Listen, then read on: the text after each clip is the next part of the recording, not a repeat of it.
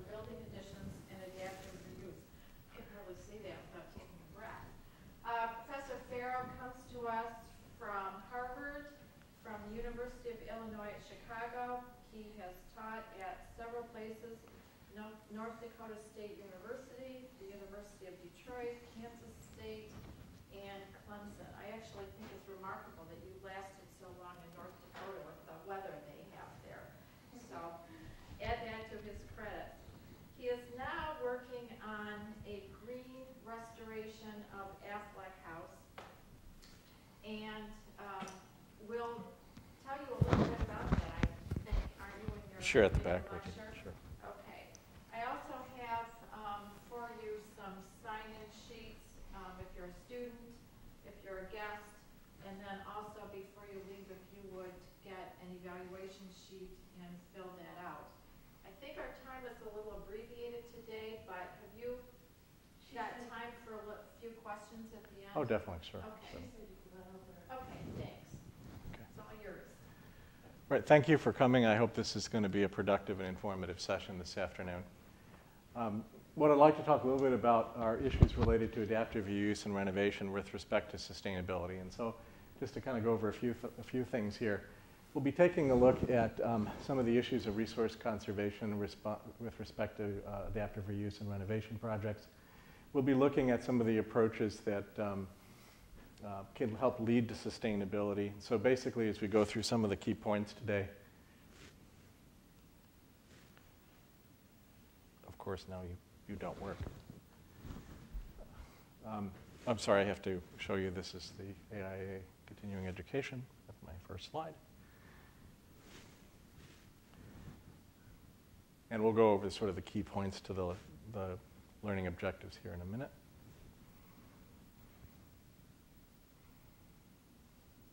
And we have the sign-in sheet for AIA credits, do we not? Yeah. Is that correct? Yep. Okay. We can pass that around if people wanted to do that.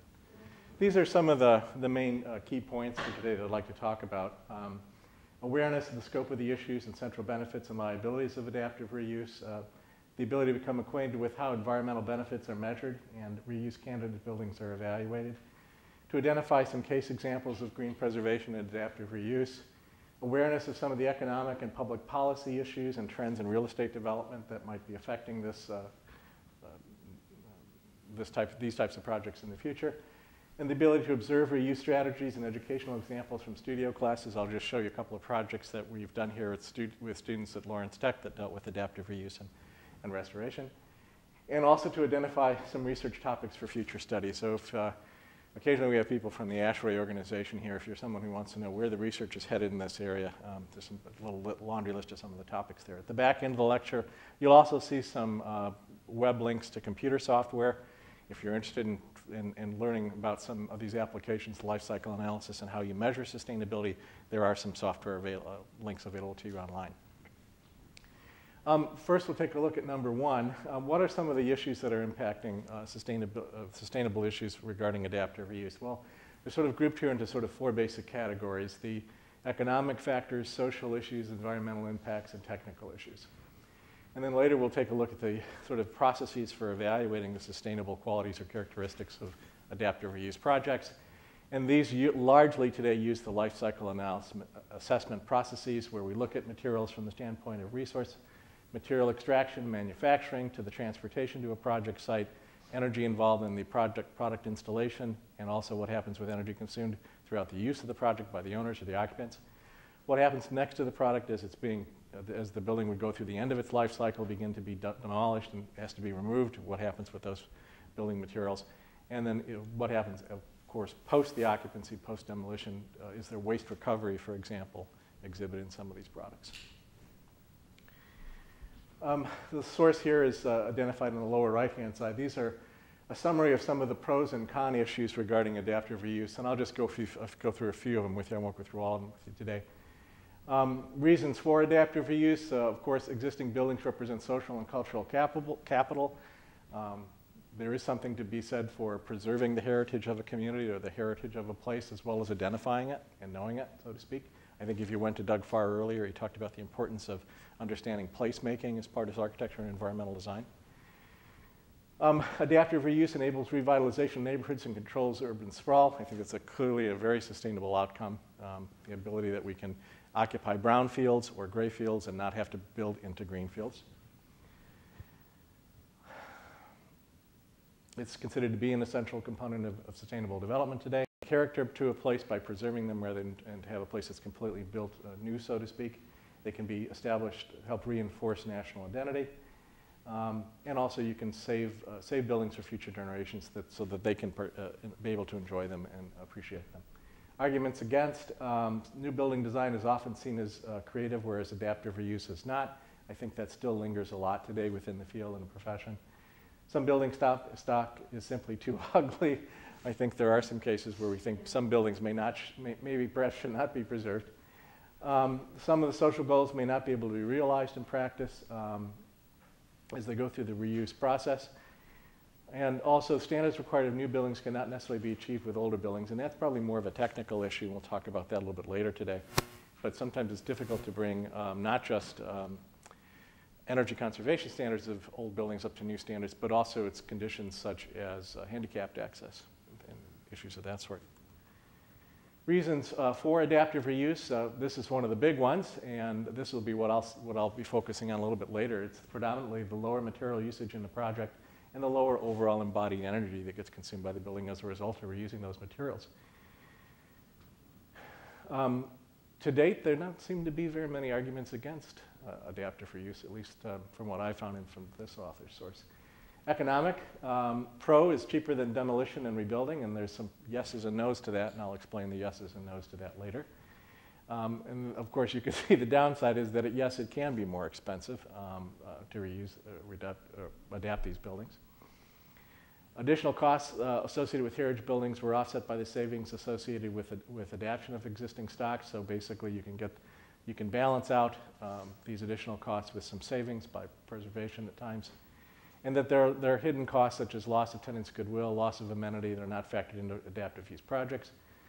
In some cases, many buildings are in poor construction quality, meaning the adaptive reuse would be expensive, and to bring them up to current code conditions or performance conditions in terms of their building systems components may not be worth it, so to speak. And in some cases, lack of flexibility, and I'll talk about that in one of the case studies later. In other words, they cannot be easily reconfigured into new uses.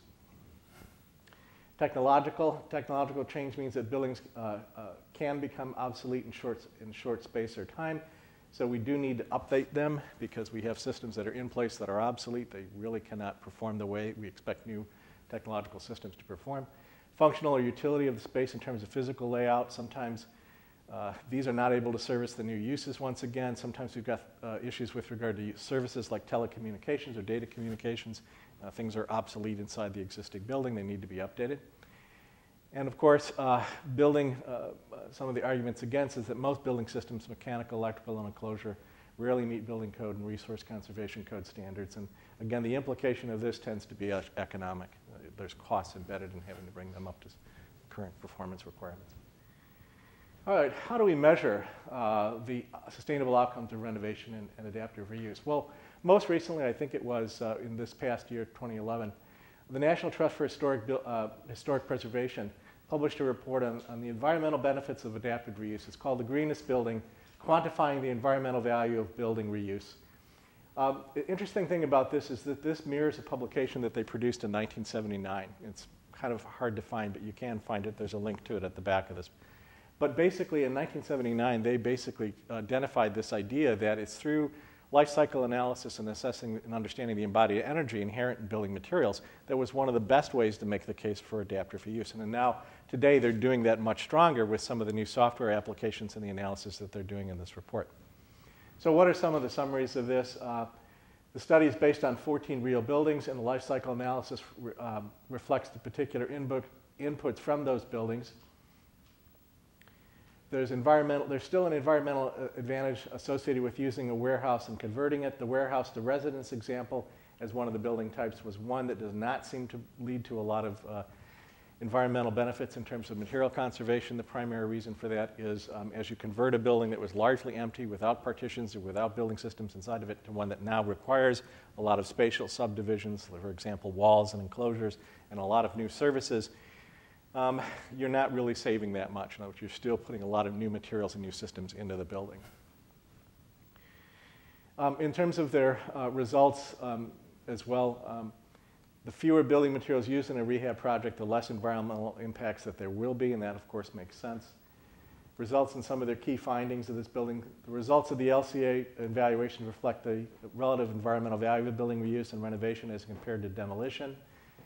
This section of the report results and highlights the following key findings. Building reuse almost always yields fewer environmental impacts than new construction of similar size and function. Reuse of buildings with an average level of energy performance consistently offer immediate climate change impact reductions compared to more energy efficient new construction. You'll see that in some of the time-based analysis charts in a moment. And materials matter. The quality and type of materials used in building renovation can reduce, negate the benefits of reuse. And so I'm just going to show you a few snippets from the report. This is about 199 pages, but these are some of the key parts of it. Their scope of their analysis, the types of conditions they were assessing with regard to the chart that you see up above, and then a summary of carbon equivalency for existing buildings versus new constructions. So on the lower right-hand side, you see the different types of cases they were investigating. This was new construction. In other words, the building is starting from scratch, so to speak. Everything is new at the very onset. This is a case of an existing building that's just simply continuing to be used as is. This is not a case that they evaluated. The latter case is the one down below, and in this case, this is an existing building that is going through some renovation or rehabilitation, and it's being modified in some form. So their comparative studies focus in on this case and on this case. And the scope of the analysis shown on the left-hand side, rehabilitated, newly constructed buildings are assessed from the extraction and processing of raw materials onward through the end of the life of all the building components. New construction scenarios include complete demolition of a previous existing structure and erection of a new building. The rehabilitation of retrofit scenario includes any demolition necessary for building improvements. And in both scenarios, energy use and replacement of materials due to normal wear and tear are extended out through 75-year term life of a building. And so if you take a look on the upper left-hand side here, you see the various building types that they assessed. There are a series of urban village, mixed use, single-family residential, commercial office, warehouse to residential conversion, an elementary school, multifamily residential, et cetera. And you can see on the right-hand side, basically, at what time at which the benefits of, or how long do the benefits of adaptive reuse in terms of reducing embodied energy last. And at some point, they do start to no longer be viable. This condition of adaptive use and renovation no longer tends to be viable with respect to new construction for embodied energy. Now, what's the rationale for this, or the explanation? The explanation is tending to be that over time, that new building, even though the old existing building, as it's been renovated and you've tried your best to try to bring it up to current standards in terms of thermal performance characteristics, the new building will perform better. New assemblies for walls, floors, roofs, et cetera, and new systems will have better energy conservation over time. And so what you're seeing here is a crossing point. And so if you take a look on the upper left-hand side, the rehab and retrofit chart with respect to time and CO2 output, this is your CO2 output, this is your building lifetime in years. You see, of course, it's the red represents the retrofit. The new construction, of course, is the blue. So way up at the very beginning, in the first few years of operation, what are we seeing here? We're seeing, hey, the embodied energy built in creating all these new materials puts us way up here. Clearly, there's a major benefit with respect to adaptive reuse and reusing existing materials, much, much less CO2. But what happens over time? What happens over time, basically, is that CO2 production, which is coming from operations, heating, cooling, electrical loads, essentially is starting to level off because now we're moving, let's say, 40 years into the future. And this blue line representing new construction, that building's probably performing better. In other words, it's got better thermal properties, less thermal loss, more efficient systems. And this one that we did reuse in some form, while it might be better than the original construction, it's still not as good as new construction. So over a period of time, we have what's called a sort of a crossover point where there's really no difference. And so that's what you're seeing here on the left-hand side. They examined their buildings with respect to two site conditions, Chicago, Illinois, and Portland. And now you can see where that crossover of points occur with respect to all these uses. So 42, the shortest, of course, goes down to about 10 years in Chicago for elementary schools, and the largest goes up to about 80 years for urban village mixed use in Portland, and then a series of them in between. Some examples of adaptive reuse and historic preservation. Just wanted to point out a couple of them. Some of you might be familiar with the Holcomb Awards, or HOLCIM Awards. This is an organization or society that recognizes sustainable architecture and sustainable urban design throughout the globe every year with prizes. And this was a really interesting project. This is called Benny Farm. It's in Canada, not north of us here. What I thought was interesting about this, one, it is a project where they deal with adaptive reuse, and it's a fairly large-scale project, so it's basically a large housing project that you can see here on the upper right-hand side. And it's really a poster child for all the things that you can do to make a project sustainable. This is sort of a summary of their major sustainable systems, but energy conservation has been addressed, water conservation has been addressed, recycling building products has been addressed. This little diagram on the lower left-hand side basically shows you as they were going through the process of building this complex and rebuilding the complex, they actually do demolish some buildings, but they take materials, for example, the exterior brick, and they utilize it into the new construction in later phases. So basically, they're preserving those materials close by to the site and reusing them when appropriate in new construction, which is kind of unique. You don't see that very often, but take a look at this project if you're interested in this topic. The other project closer to home, it's called the Kales Building. I think this was designed by Albert Kahn, actually, from 1923. This was a study done by Dr. Stephen Kendall from Ball State University with respect to sort of the adaptive reuse of the project. How could they take this building, use it for new functions in the future? I'm not sure if it was to be designed for residential units. I think it may have been converted to condominiums or apartments from its original office use situation. But what this points to is one of the topics that was talked about earlier in terms of the pros and cons of adaptive reuse, and that is Dr. Kendall was interested very much in what's called the open building concept. And it's an idea that was coined back at MIT and also by Dutch architects back in the 1960s. The idea is we don't know what will happen with the building in the future. We ought to design it in such a way with its building systems that it can be easily adapted to future configurations and new uses. And so what Professor Kendall does is he takes a look at the floor plate of this building.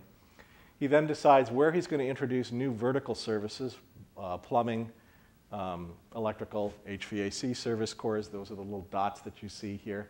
And he makes those determinations as where they ought to be based on what sort of unit plan configurations are now possible inside that space for new residential units, not just with one floor plan option, but with maybe 3 or 4 floor plan options.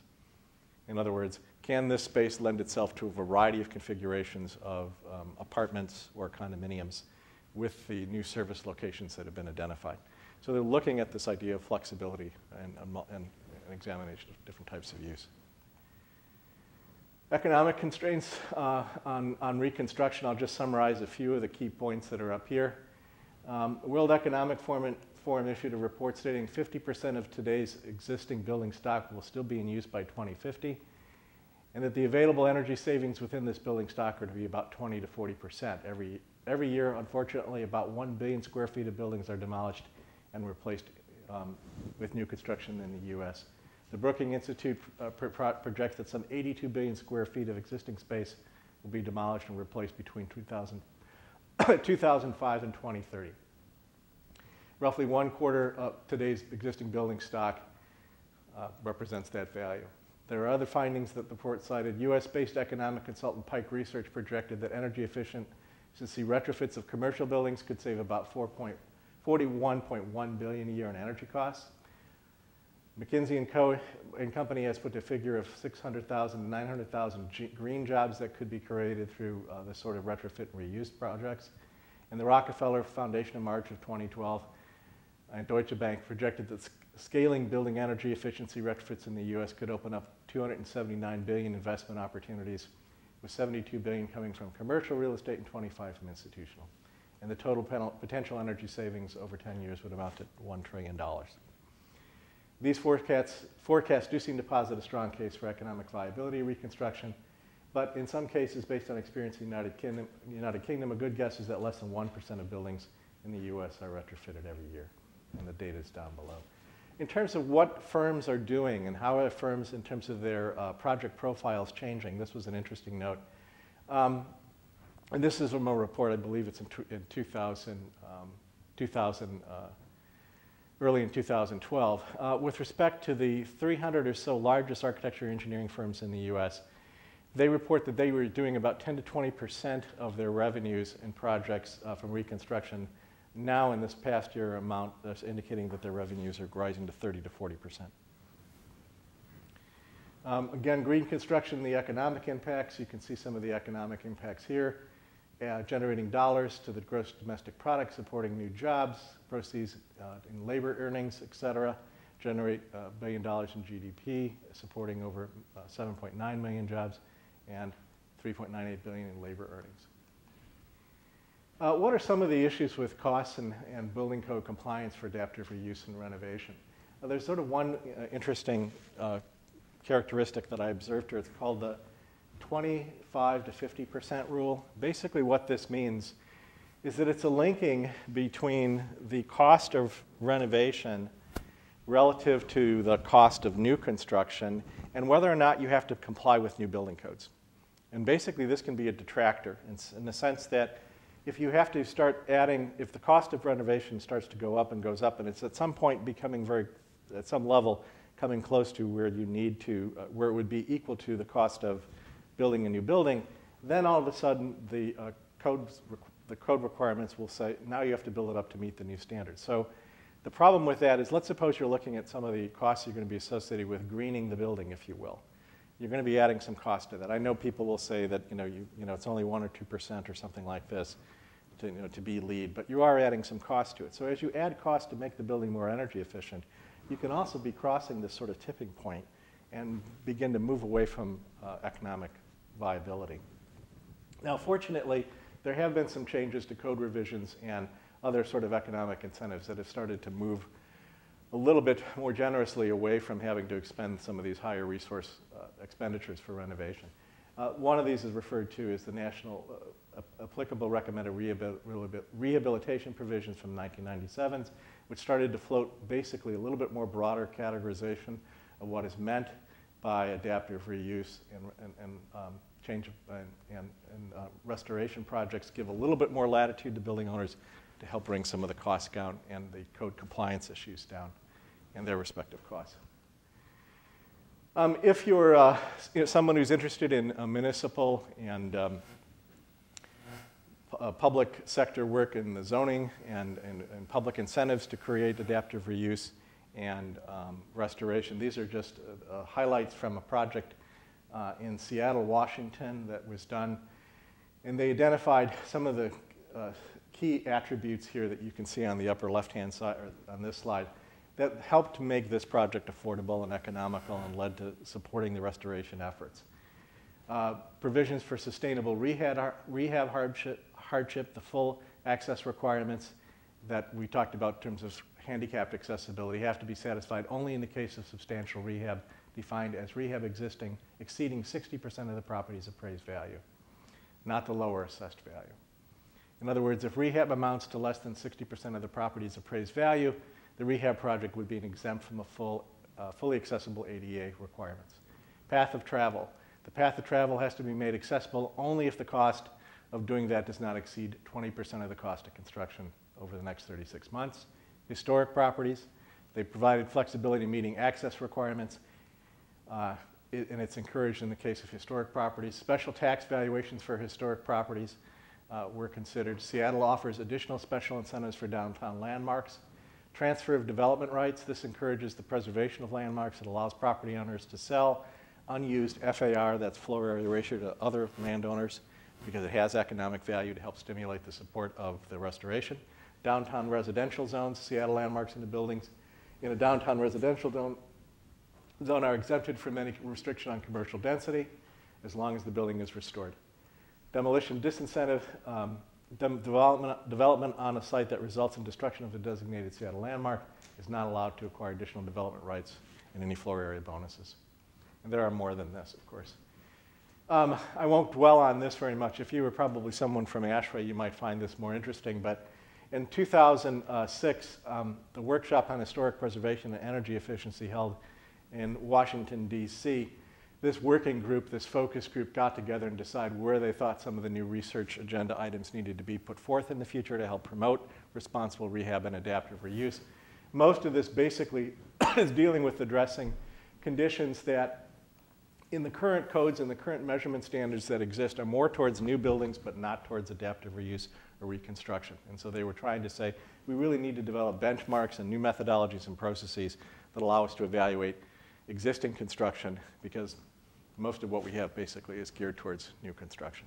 So I won't go into that, but if you're interested in that topic. In terms of adaptive reuse and development trends, where were things headed, let's say, recently in 2012, and I'm not sure exactly, but probably similar in 2013. And this came from Emerging Trends in Real Estate by the Urban Land Institute. And I just wanted to focus in on, in this case, what they thought some of the relationships were to sustainable design initiatives. And it says here, major cities take the lead in enacting laws to help control increases in power demand and related carbon emissions. At the same time, most major commercial tenants and many offices are making sustainability a checklist item for choosing space. And I think that there are some government organizations that will today make, for example, satisfying LEED requirements as one of their requirements to complete a new project. Owners and buyers of older buildings should consider retrofitting to stay competitive, they point out.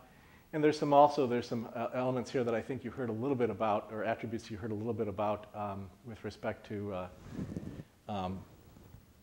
Doug Farr's presentation. There's a reference that was made here that some owners basically do try to game the LEED system. In other words, they're providing bike racks, for example, and showers in buildings where they know that no one will ride their bike to work, but nonetheless they have to get their LEED credits. So I think the point here that was being made is that some of the provisions in LEED basically, while they'll get you the LEED points, they may not ever make any sense in any way being realized, so to speak. Also, there are some things that are not economically viable, as they point out. Solar panels, for example, frequently because of photovoltaic energy costs tend to be not economically viable in any time frame that they're working with, let's say 7 years or so or less. On the right-hand side, also there is projected to be a construction slowdown, and we don't see they're not projecting a lot of growth in construction activity with the exception of multifamily housing. Down below, I had a couple of case example projects I just wanted to point out related to what's being focused on here, and that is changes in population. Not just the growth or lack of growth in the population, but changes in the character of the various age brackets in population. So these two projects that you see here are two school buildings that had been decommissioned and now became housing projects. This one is a mixed-use project with some housing up above, but this one down below became a senior housing complex. This one is out in Grand Rapids.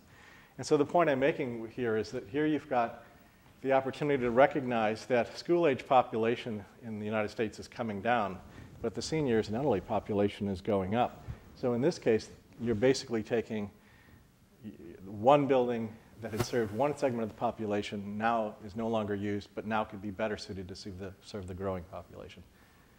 So I think these are applicable to these ideas about shifting population conditions and particularly residential growth. Like I'd finish up with in some of the latter slides here are some of the projects that we've done recently with students here at Lawrence Tech. In the last few years, I've been teaching an elective design studio in the 4th year. It's called an Allied Sustainability Studio. And with Professor Means and I, we've typically undertaken projects that are entered in the ASHRAE Integrated Sustainable Building Competition. And so in 2011, our entry took 3rd place, and this was the work of Mark Schrovers and Adam Murphy. And the reason I put this project out because it is an adaptive reuse renovation. It's the Drake Well Museum. Now, what is the Drake Well Museum? It's a site in Pennsylvania, which was ironically the site of the first oil well in the United States. And what they had proposed is basically putting an addition onto that building.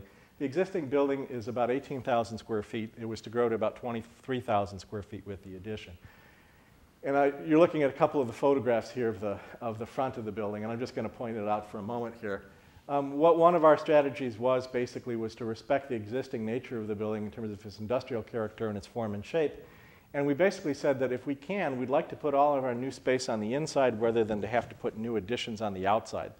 The reason for that is simple. Michelle Addington from Yale University states that anytime you increase the building footprint in plan by 1 square foot, you increase the amount of money expended for the building materials and systems by that amount squared, so to speak, and when you increase, and the residual increase, of course, will be the amount of energy expended over the lifetime for that 1 square foot of addition becomes that value cubed.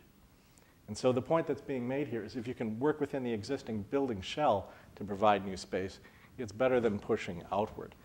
So the only space that you see pushed outward was an extension of the entry. Now, fortunately, this is a south-facing condition in the building. So this entry that you see here actually put to work.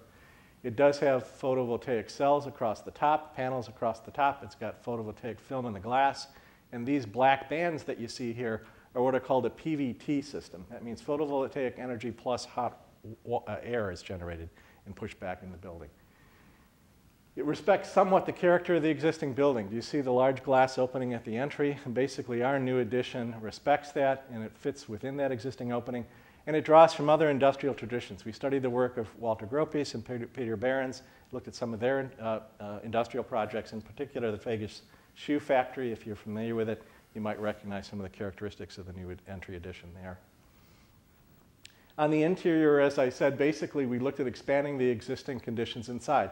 This main space was quite tall. I can't remember where we are, perhaps in the 40, 42 plus foot range. And what we did on the interior was we essentially built a mezzanine level. We dropped in a mezzanine with this catwalk around this main space here. This overlooks the central exhibit area. We added additional exhibit space above this main entry area, reception area on the front. And then we added some of our additional space for our new offices on the backside. So we basically built within the existing cavity rather than pushing to the outside. We kept the existing, we tried to work with the existing character, the industrial character of the building. So you see these traditional south-facing clear-story lights here. These will generate solar energy on what are called evacuated tubes. The evacuated tubes create warm water, which is used to supplement the geothermal heating inside the building, and then is used to work within the hydronic floor heating that we've introduced to warm the building. And then they take north light, which is, of course, benign from the standpoint of museum lighting or exhibit lighting. They take the benign north light in and bring daylight into the space and essentially harvest the daylight, as the term is used. On the interior, this is our space. We kept it raw. And basically what we meant by that is we tried to maintain this idea that we know most industrial buildings don't conceal things with finishes and decorative material on the inside. They just expose a lot of the building systems. Now that's fairly common today. You see it in your studios across. So we said, look, we'll save energy by doing the same thing. We're not going to put trim and elements inside the building. We're just going to leave them exposed as much as possible. And we're going to take things like industrial lamp fixtures and industrial railings to create our railings and enclosures, chain link fencing, industrial grading for our deck here and our floor area and through here. And in this space, we used bamboo flooring to kind of provide a little bit of a wood element inside this space. This is one of the general multi-purpose rooms on the interior. So we come in through the main entry. We have our welcome reception lobby area. We have a area for presentations and videos. We have gallery spaces here, workrooms here, a large mixed-use assembly type space here, more workrooms on the back side, some of our office and back of the house functions here, and then our offices on the second floor, and then this is our main two-story space on the interior. We used products like well-insulated CalWall. I'm sorry, excuse me, I can't use that term. A well-insulated plastic skylight system in order for us to reduce thermal losses through the upper levels of the space.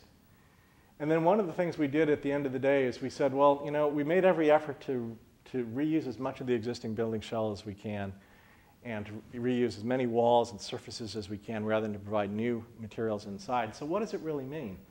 So we used something called the Athena Echo Calculator. You might find that interesting. They have a couple of softwares which are free that you can download today. And with the Athena Echo Calculator, we could calculate the total embodied energy of all the materials that we use in the building. And so what did we do? We posited two scenarios, just like the National Trust study that I showed you earlier. We said, what if you build a building completely from scratch as if nothing existed and started with all new construction? And what if you compared that to the total embodied energy with portions of the building existing and only figured out the energy involved in the new materials that you brought in? What we found is that there is a significant factor of difference between the two, almost on a magnitude of 3.5. So our total energy conserved with respect to all the materials over the life of the building is about 3.5 times less by doing this restoration rather than building new, so to speak. And we use that as a way of making our case to our jury. We also did studies with whole building energy and water resource simulation studies. So we used Green Building Studio to analyze the building energy utilization. We started with an initial, what's called the default run or base run of the building. This uses present code conditions that exist and would be acceptable from the International Building Code in the area. And then we modified it with all the improvements that we would choose to make in terms of improving thermal properties, improving lighting conditions, improving the water conservation systems, et cetera. And what we found is that basically from the initial base study to this study, we used about we amounted to about a 65.8% reduction in total amount of energy cost associated with all the changes that we made. Now, to get LEED credits, you need to be around 30 to 33% to get their energy credits, so we basically doubled that. About 77% of the spaces qualify for LEED daylight credits, but we think that probably more than that will qualify. The reason is in some of the spaces we used things like light tubes, as some of you might be familiar with, but this program does not recognize them. It doesn't know what they are, so we couldn't measure the daylighting effects there. And also, our water reduction strategy saved about 750,000 gallons per year. And using a calculator for our photovoltaic energy, we've wound up saving about $5,600 per year in electrical costs. Second project is closer to home. I mean, really close to home. What we did basically last year was it was sort of an open category for the ASHRAE competition, so they let us select any project. There were discussions with some of the faculty about the need for a new exhibit gallery on campus, that we don't really have a place for exhibits and external exhibits and special exhibitions and gallery space on site campus. We tend to use the leftover hallways, or we beg and borrow space from the Lear Gallery when we can. So the proposal was, and there were some faculty who thought, well, what if we just sort of rebuild inside the courtyard? And so the existing courtyard that you can see over here is has been somewhat of a neglected and underused space over the years. And from the energy standpoint, you can imagine this is really not a very good energy conserving element inside the building. The curtain wall that you see out here is antiquated, dating back to the late 1950s, never been improved. So you probably have a very significant amount of thermal loss going through that space every year. And so just by infilling that with a new building volume, in a sense, we're basically also diminishing all that energy loss, as well as what else we're going to be doing. So what did we do with this? Well, basically, not only did we look at the proposal for the addition itself, but we also asked questions about what does the existing building need. We recognized, and somewhat of a cursory analysis methods, we recognized that we should look at some of the building enclosure elements at the same time. The roof was largely uninsulated of this existing building, and so we needed to upgrade the insulation of that. Most of these curtain walls that you see here are probably very poor insulation and provide a lot of thermal loss to the building. So part of our study was to do the following, basically to see what would happen if we insulated our roof, introduced on the roof daylight harvesting through light tubes, fiber optic lighting devices, and skylights, and introduced green roofs where it made appropriate to introduce green roofs, and energy generation devices. So you see PV panels or evacuated tubes being introduced in some areas in order to generate power. This is our roof plan. What you're seeing here are, we would now be able to completely daylight A200 as well as some of our corridor spaces with these light tubes. These light tubes basically collect daylight, put them through a sort of a flexible channel and into the space. And they also contain a incandescent or a light bulb fixture, and they would be harnessed up to a daylight sensor. So when there was not enough daylight, these lights, the artificial light would kick on. When there is enough daylight, they would turn off. In addition, we introduced the green roofs, and we actually proposed a walkout space to the green roof from the 3rd floor of the UTLC, so you could walk right onto the green roofs and you could experience it. Unfortunately, with the Tubman Center, you can't see it, nor can you walk out on it, so we thought it'd be good to walk out on it. And we introduced, again, photovoltaic panels, evacuated tubes. We studied the daylight, the shadow conditions. We know these spaces and these spaces were heavily shadowed as a result of the solar conditions and their orientation. So we stayed away from, of course, harvesting solar energy in these zones and concentrated more in these zones. We used a special type of new roofing element, a spray-on roofing element that does not require us to remove the existing roofing and put it in the landfill. We can basically just spray our new roofing insulation over it. It's white, so it helps to reflect solar energy, produce heat island effect. We can help us redirect our water to the drains where they need to be, and it adds to the insulation values. On the interior of the space of the gallery, basically what we did is we added 3 concrete inverted umbrella roofs. We paid homage to some of the work being done by structural innovators, people like Felix Candela, who developed ideas with concrete, but also looked at the work of Peter Zumthor.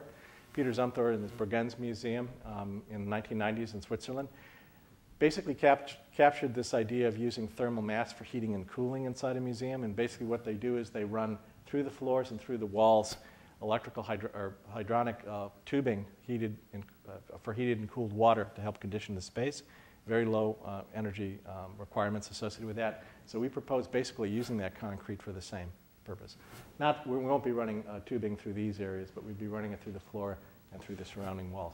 And we innovated with a special type of concrete. I can't really tell you what it is, but it includes fiber optics, and it lets light percolate through them. So the lower level of this space, which contains the archives for the storage of student work and exhibit work, is going to be naturally lit through the light that percolates from up above. The existing seam or interface between new and old became a light well. This huge skylight that comes across the ceiling here preserves one of the characteristics of the original courtyard, which is to bring daylight into the space. In addition, we wanted to bring daylight to the lower level because, as you know, it's pretty dark down there, not very habitable.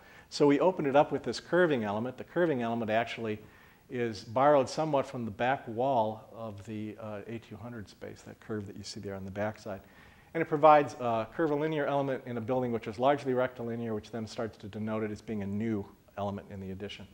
Full-height glass walls here that basically have a pull-down fabric screen. The purpose of the pull-down fabric screen is, one, it actually provides complete privacy for the gallery, so you can't look in it if you don't want people looking in, if you want to have hide exhibits before a new opening.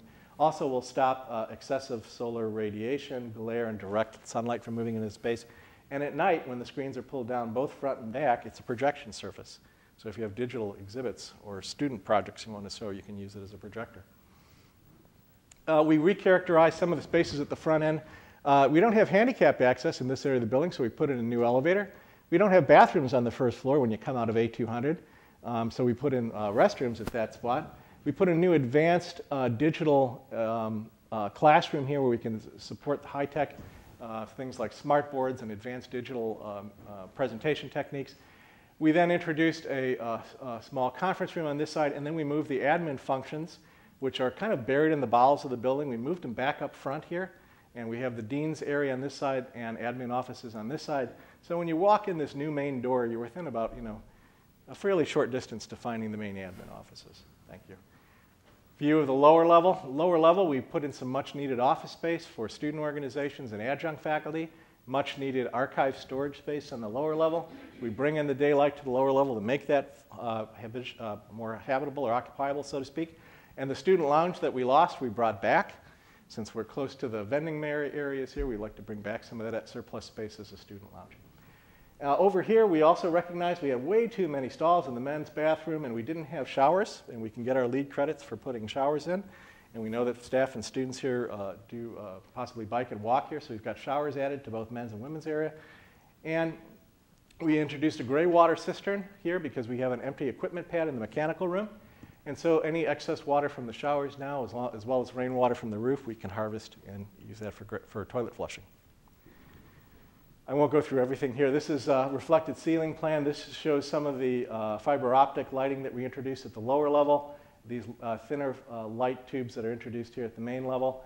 Why did we use different types of systems? Well, in larger spaces, we use skylights where it made sense to have a more celebrated spatial experience inside the room. In some cases, it's just a utility function in terms of bringing daylight in, so these simple solar tubes are used. And then on the lower level of the building, it really gets difficult to punch through the concrete floors with solar tubes because they're about an 8-inch or 9-inch diameter. So the advantage of these fiber optics is that they carry light through these fiber optic cables, and you can only have to make an opening through the floor of maybe about 1.5 inches to pull the lighting into these troffers at the lower level. So we selectively thought about some of the construction impacts. Students actually studied where is the structure and what are the spatial conditions underneath when they located these. We looked at our glazing conditions, and what we did find is there's way too much glazing here. We vastly exceeded LEED daylight requirements. There's a lot of glass in this building. So we did cut it back. We introduced a product that's a lightweight terracotta cladding, which does have recycled content. It's not very thick, and it's easy to insulate, and so that became the new material that makes up the exterior. It basically will have the same material properties as the white tile you see on this building, but it'll have the same color as the buff brick on the old building. So that way we're trying to relate those two building elements together. We did improve the overall U value in these assemblies. Again, we improved it by a multiple of about 3.05 and 3.0 in these two sections. We studied every one of the building elevations. When we could take advantage of light shelves for daylight harvesting in space, we took advantage of light shelves. All right, concluding comments. I think I'm coming to the end here. What are some of the issues that I think came out of this in terms of my own experiences and through my own background reading and work in this area? Economic impediments continue to be obstacles to renovation, reuse, and sustainable architecture. What are some things that could be considered in the future? Many of the economic incentives that remain similar to the past, going back to the 1980s, existed when economic conditions were very different. Grants and low interest loans, in my view, have less of an impact in what we are now called the zero interest environment. They have less of an impact on things like annual interest charges. I think there really need to be some new incentives to be developed to provide better, more meaningful economic stimulus. Many owners of historic preservation properties are nonprofit organizations like us. We don't benefit from certain things that are offered. Tax benefits in the form of depreciation, accelerated depreciation, and tax exemptions, et cetera, they have no value to us. We need to go through tax reform to transfer or securitize these benefits to others. Just like we can transfer FAR to preserve a building, why can't we transfer depreciation benefits and yet retain ownership? Energy performance criteria. Some of the criteria developed by ASHRAE through the new high-performance building code call for continuous insulation. In some of the buildings from the 1940s and 50s where you have a lot of exposed structure on the outside, it's going to be very difficult to have continuous insulation. In renovation projects, size impacts affordability. Some of the project research notes I came up with said that smaller scale buildings tend to be more difficult to affordably renovate. And so what we need to think about, I think, is changing economic stimulus conditions so that they can make those smaller projects more affordable, possibly magnifying the amount of economic benefits they receive. In addition, I think that lead points ought to be adjusted for large projects. And here's my point. If you design one house that's 3,000 square feet and it saves a lot of energy, that's great. But in energy conservation, magnitude matters. So if you build 300,000 square feet of multiple housing units, and that saves a lot of energy, saving a heck of a lot more energy, and yet LEED doesn't seem to differentiate. The LCA methodology, 50 to 75-year projected term of use, places an increasing emphasis on thermal performance of exterior walls and assemblies. And unfortunately, many of the modern buildings from the 40s and 60s have an inherently poor thermal performance. And you saw that as we looked at our existing building, for example, which was built during that period. We do need new glass and glazing systems in order to meet the historic appearance criteria and meet thermal criteria as well. And the good news is I've had some correspondence with some of these new glazing manufacturers that maybe within the next year we're going to see some real innovations there. In the 1970s, one explanation for why renovation projects were more common in Europe than America was that in Europe, material costs were high and labor costs were low. In America, the cost conditions were reversed. In other words, labor cost a lot, materials didn't cost very much. So here's one possibility. Stimulus could be provided today that would allow tax breaks for income to earn on reuse projects. For example, the taxes paid on construction labor maybe wouldn't be charged on a dollar-for-dollar basis, but maybe only 80% or 70% of the earnings. In addition, owners could be allowed to hire construction labor at reduced rates. So in order to promote job creation and also to reduce construction costs. I think it's also important that all these stimulus provisions really help owners and people in the development industry. Maybe we ought to help people that do the work. The development of energy use benchmarking based on climate, size, and building use by monitoring and documenting energy use of existing buildings and by the use of energy audits should be promoted because they do help provide guidance in design and energy reduction performance measures. We really don't have that fine a grain analysis and knowledge about how much energy is used by a number of these existing buildings out there based on their climate, based on their use, and based on their size. And so we need to develop more data in that area. So with that, I'm going to wrap up. Hopefully I haven't taken too much more time than allotted. So if there's any questions, please feel free. Sure, go ahead. Go ahead. I was just going to say that in one of the classes I was teaching, I had all the students look up on the internet different adaptive reuse projects, and they came up with all of these interesting different ways of reusing a building, an old stadium made into a water park, or right. A lighthouse made into an actual house, and several others. And so that's more of the visualization aspect of it. Sure. So this is great because if we went back and took those buildings and said, okay, now, did it actually do its job? I mean, the outside of the visualization of it it's kind of a cool thing to do. But now let's take a look at if it really was sustainable. Sure. And if it did really work. So I like all of what you're saying and actually going through an analysis of it to see over time if it really did work. Right? Well, yeah, I mean, these are all projections, obviously, but we are trying to use sort of like an evidence-based approach to sustainability. Right. You know, you said something was going to happen here. Yeah. Can we back it up? How do we do that? So. I was just wondering what that roofing project was that you sprayed on over the existing roof. Apparently, it's a spray-on product that hardens, and so you can actually walk on it over time. But it provides a layer of insulation. Apparently, as they're claiming, I can't show you product manufacturers here. They do not require you have to remove the existing roofing to put this on. So now you add insulation values. You can obviously redirect water if you're having some ponding problems on the roof. And also, its color tends to be a light, sort of whitish color, so that it helps to reflect the solar radiation, reduces that. Exposed. Yes, it's just after it's sprayed on, it's left exposed. And then I wanted to ask about, you talked about glazing innovations. Yes. I know a lot of times in old buildings, the windows are so unique and people want to Correct. keep that aspect of them. What kind of glazing innovations? I can't tell you about the particular company, but from what I'm hearing, a double pane maybe get an R of 12, which is, Replace the existing glazing with Your place like glass. performance glass. That would be an IG panel that has a higher performance rating than Leaving the window. leave the window intact. Yeah. yeah. So in other words, if small double glazed units being replaced in the existing buildings, leaving the frame intact, but maybe getting 2 to 3 times what the R values are at present. So, Can I ask another question? yeah. In the student project that we did, I noticed you added some sort of stone on the outside. We didn't talk about that. It looked like in the rendering. For the first one or the second one? First. Oh, the first one, as the addition would be, the first one would have probably been a CMU type product that would match the existing field stone that was used in the building.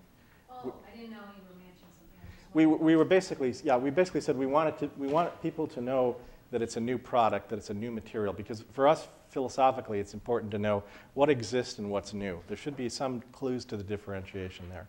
So we wanted a product that was similar in color or texture to the existing field stone that was there, but we thought it would probably be a CMU type product that would be used. And CMU will perform better than clay masonry, as I understand it, because it does not have the firing You don't have to heat it to 2,000 degrees, and so it reduces the energy. So, and you can insulate it in the cores. So. Yeah. How was that renovation for the gallery received? Was it presented in school? You mean for the courtyard? Yeah, for the courtyard. Yeah, we had the deans present at that review. How was it received in general? Who else was present? Yeah, he was. I mean, I don't know if I can answer that one. I think they were curious and they were interested in seeing it. But I think one of the things I'd have to say at this point, I mean, there were faculty that were interested in using the courtyard for that use. I think you probably heard some of that. But what I would say is, you know, if you look at the priorities for new buildings on campus, the campus is really going to be putting a priority on the engineering buildings. And so while this is, I think this was something worth doing with our students to acquaint them with this, and I think this was meant to really lead some possible ideas for the future of our existing building. You know, but I think unfortunately we'd be competing, if we really tried to pursue something like this, we'd be competing so much with engineering. I'm not sure that we'd ever really see this as a high priority.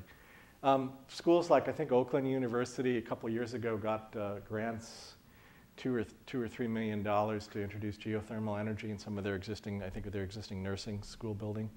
So I think maybe, you know, if we could find money that wouldn't compete with monies used for new engineering building, maybe the facilities or someone on campus would be interested. I don't know. But so to answer your question, you know. Was there any opposition to this project? I mean, you know, in terms of the assistant dean and the dean, I mean, I didn't hear anything like saying this was a terrible idea. But I think, again, I think in terms of campus priorities, I don't think they would see it as a priority because of so much other new construction that we're being earmarked for. But feel free to, you know, take a look at it if you'd like to take a look at it. I have all the projects. If you're curious, you can see them. But I mean, I think that, you know, for me, it was really exploring the exercise of this with students to show them some of the potentials for adaptive reuse.